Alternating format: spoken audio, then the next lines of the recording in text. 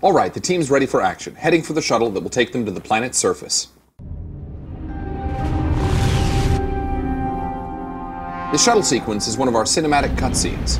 You're going to see we have cutscenes for departing from and arriving to most, if not all, of the planets in the game.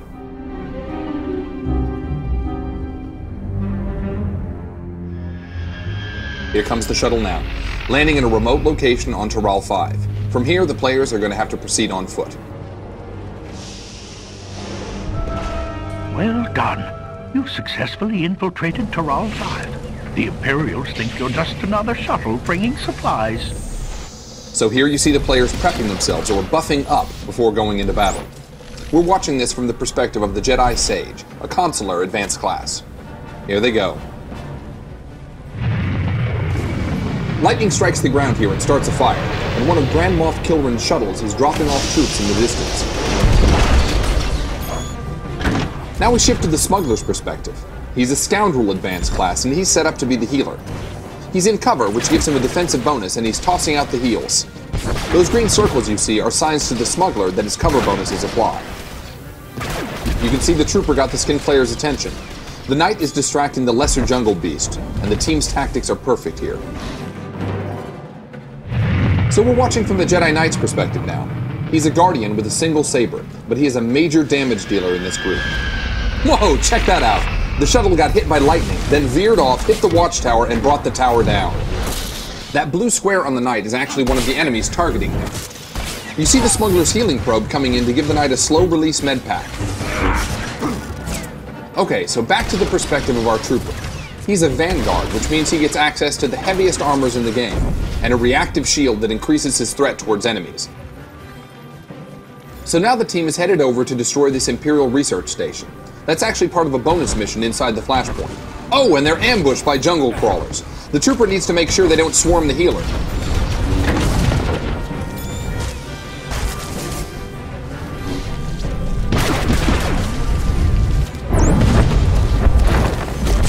Oh, and the knight detonates the research terminal. This explosion finished off the jungle crawlers, essentially giving the team some free experience. Nicely done.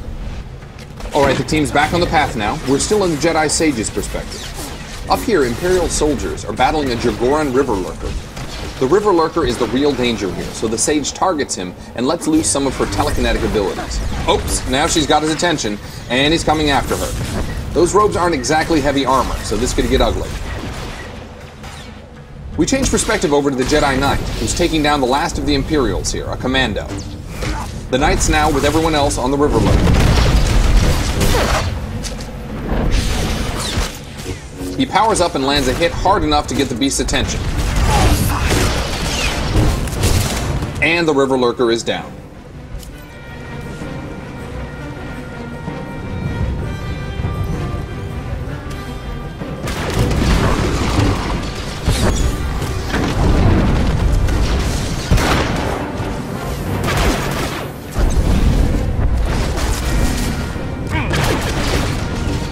The trooper's got the Vine Cat's attention, but the jungle crawler is on the smuggler.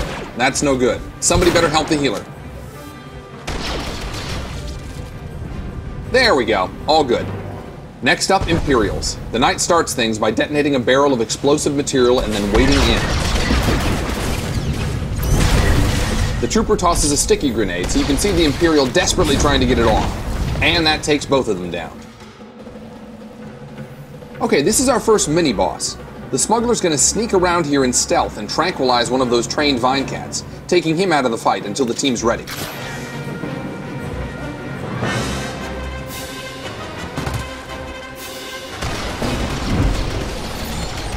The Jedi Sage is setting up a stasis field around the left Vine Cat, so everyone can concentrate on that mini-boss.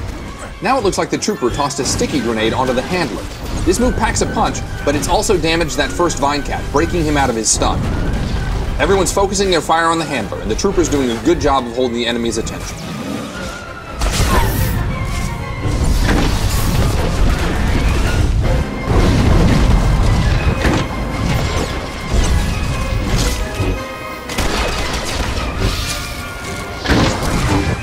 Great, now that the mini-boss is down, the team can take down the Vine Cats. The Sage's stasis field lasts a nice long time, but the group's going to want to take that first Vine Cat down before it fades.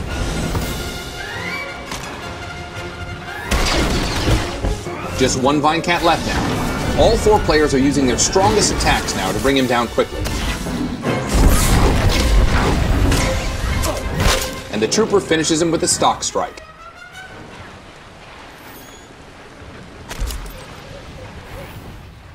Since these enemies were a little tougher, they dropped a commendation, which can be traded for some strong equipment after the mission.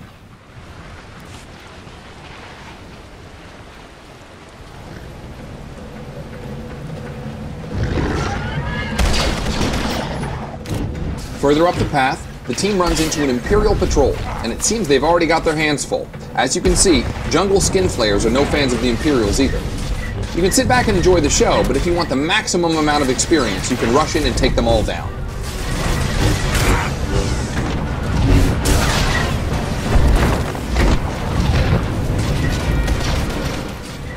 Our Jedi Sage has unfortunately drawn aggro, and that's not what she's built for, so let's hope that the team can help her out here. Here comes the Trooper. To the rescue. Good job.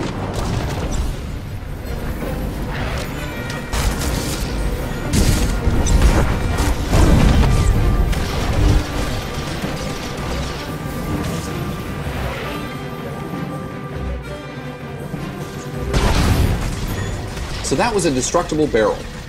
That one was explosive, but you'll find they can inflict a variety of different effects on your enemy.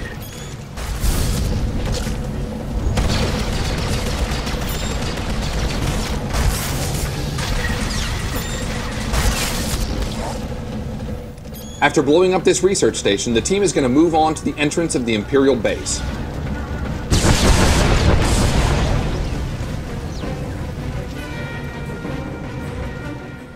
That's an elite droid there in the middle, and he's got 2 troopers backing him up.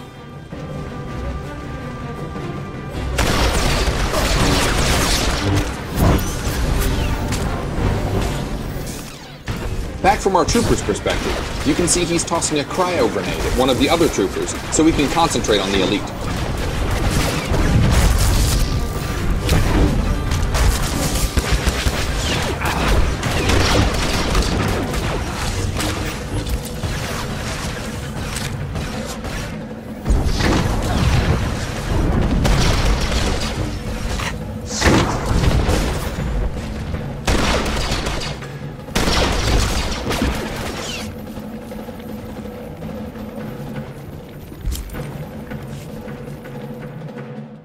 So here's our first big boss fight. You see Captain Shivanek up there on the deck. But as they attack, he's released his pet Ripper. Ripper's a little tougher than Captain Shivanek, so luckily the team knew this in advance because they're clever and have probably died several times trying to do this flashpoint. So you can see the Jedi Knight in the background is trying to take care of Captain Shivanek. The Jedi Sage is there with him. The Trooper is taking aggro from Ripper. And he's partnered pretty much with our Smuggler. The Smuggler is going to keep him alive as long as he possibly can. And hopefully our 2 Jedi are going to take care of Captain Shivanek and be able to help out. The Smuggler is also responsible for keeping the Jedi alive, so we've got to do a little bit of multitasking here. As you can see, Ripper could take that Trooper down very quickly without some help.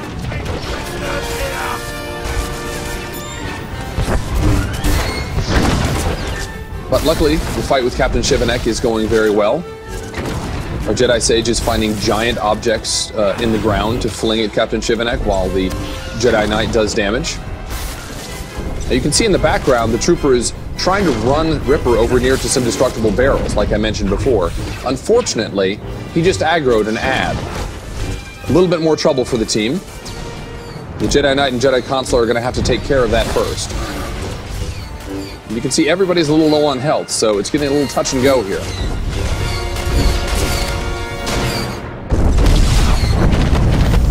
But luckily they were paying attention. They've taken care of the ad rather quickly. Well done. And now everyone can concentrate on Ripper.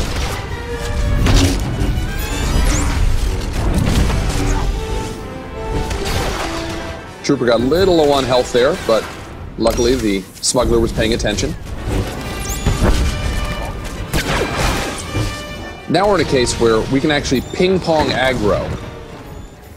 The Trooper can take the rage of Ripper for a while, and then the Jedi Knight can attract him. This actually minimizes the amount of damage that Ripper can do.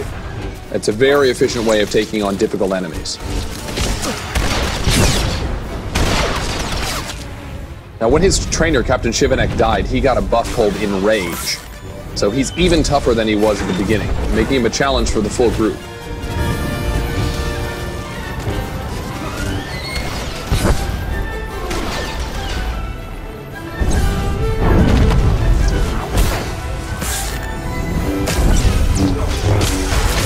But as you can see, our crack team is up to the challenge.